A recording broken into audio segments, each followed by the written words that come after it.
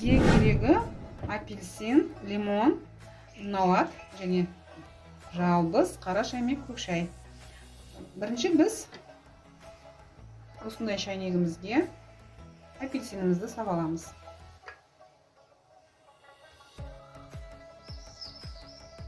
Содан кейін лимонымызды салатын боламыз. Енді жалбызды салатын боламыз. Налатымызды саламыз. Чайный ложкамен бір қасық көк шай саламыз. Енді сәл көк шайды көбірек саласылайын. Және екі қасықтай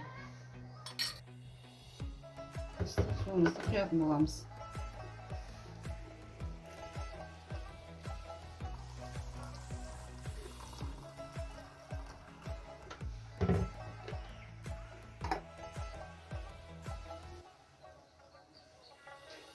Міне бізде сәл демдеп қоямыз. Міне біздің шайымыз дайын болды. 10 минут қойып қойдық. Енді бір әдемі болып шықты. Өте керемет шықты. Сіздер де жасап көріңіздер. Назарларыңызға көп рахмет.